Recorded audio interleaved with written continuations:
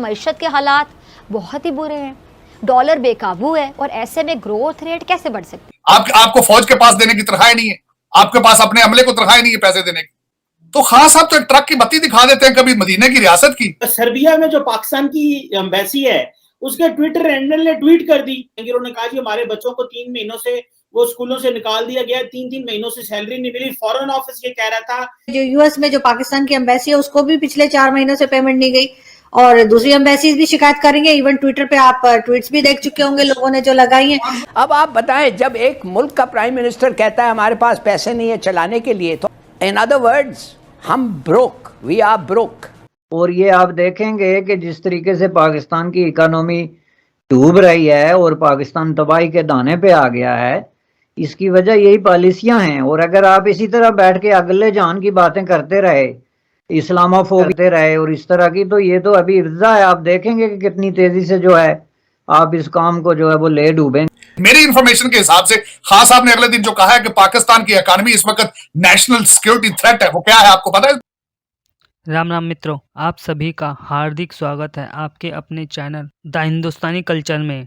और आज हम आप सभी के लिए एक ज़बरदस्त वीडियो लेकर आए हैं जो आप सभी के लिए बहुत ही ज्ञानवर्धक साबित होगा। तो आप वीडियो में अंत तक बने रहिए और वीडियो को लाइक एंड शेयर अवश्य करें और चैनल को सब्सक्राइब करें, जिससे कि आप भी द हिंदुस्तानी कल्चर का हिस्सा बनिए। इस वीडियो का ओरिजिनल लिंक भी आपको डिस्क्रिप्शन में मिल जाएगा। तो चलिए वीडियो को स्टार्ट कर लेते हैं। मैं डिफाइन करता हूं, आपको फौज के पास देने की तनख्वाह नहीं है, आपके पास अपने अमले को तनख्वाह नहीं है पैसे देने की, ये होती है नेशनल सिक्योरिटी थ्रेट। तो खान साहब तो एक ट्रक की बत्ती दिखा देते हैं कभी मदीने की रियासत की और कभी ये ईवीएम की दिखा देते हैं, ख्वाब पे ख्वाब। एक छोटा सा पॉइंट तार साहब ये बताइएगा, अब क्योंकि बात ईवीएम और इस तरफ चल पड़ी है, सर्बिया में जो पाकिस्तान की एम्बेसी है उसके ट्विटर हैंडल ने ट्वीट कर दी और कहा जी कि आपने वीडियो भी चला दी कि घबराना नहीं है और तेल महंगा, फलां चीज महंगी। उन्होंने कहा जी हमारे बच्चों को 3 महीनों से वो स्कूलों से निकाल दिया गया, 3-3 महीनों से सैलरी नहीं मिली। फॉरेन ऑफिस ये कह रहा था कि ये जो हमारे ट्विटर हैंडल जो है वो हैक हो गए हैं, फेसबुक हैक हो गया, हमारा इंस्टाग्राम हैक हो गया। आप इसको क्या समझते हैं? ये सर इस तरह मुमकिन है? ये मेरी टेक ये है कि ये असली हकीकत, असली हालात की पिक्चर किसी ने पेश की है।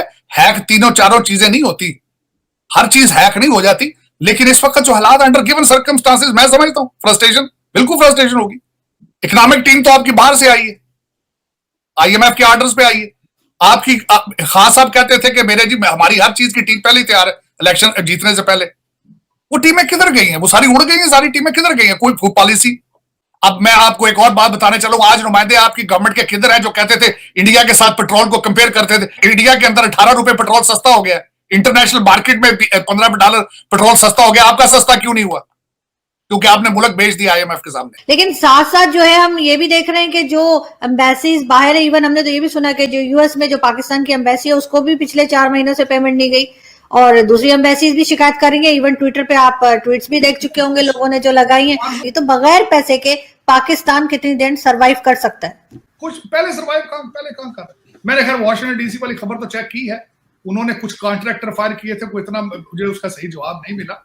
लेकिन सर इतना बुरा हाल तो कभी भी नहीं हुआ था जो आजकल है कि यहाँ पे इमरान खान साहब है प्राइम मिनिस्टर, उन्होंने कहा है कि आइंदा कोई मिनिस्टर उनकी इजाजत के बगैर बाहर नहीं जाएगा। उसकी खास वजह झगड़ा नहीं है, बल्कि ये है कि फंड्स नहीं रहे इनके पास। और कई इसके पीछे और भी कई मकासद हैं, क्योंकि हालात ठीक नहीं है। वो समझते हैं कि लोग यहाँ रहें ताकि मुझे किसी सपोर्ट की, मदद की जरूरत हो आगे पीछे। लेकिन इस वक्त लोग जो है, मैंने आपको कहा था महंगाई से बच जाएंगे, कोविड से बच जाएंगे, करप्शन से नहीं बचेंगे। और मैं एक दूसरे एंगल से देख रहा था, ये सियालकोट में भी जो कुछ हुआ, या फैसलाबाद में, या तो महंगाई की वजह से लोग फ्रस्ट्रेटेड हैं, लोग गुस्सा उतारना चाहते हैं तो एक दूसरे के कपड़े फाड़ रहे हैं, एक दूसरे को मार रहे हैं। शायद ये भी एक वजह हो सकती है। नहीं सर, जब सलमान तासीर साहब को मारा गया था क्या कौम भूखी थी?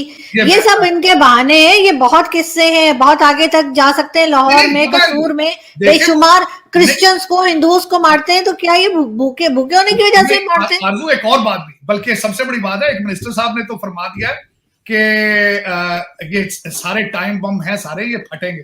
भाई बम तो आप डील कर रहे हैं उनके साथ, आप उनके साथ मुआहदे कर रहे हैं, आप सीट एडजस्टमेंट कर रहे हैं उनके साथ। गवर्नेंस दिखाएं ना, अपना रेट ऑफ लॉ दिखाएं।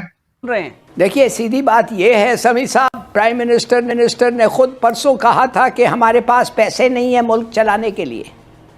इन अदर वर्ड्स, हम ब्रोक, वी आर ब्रोक।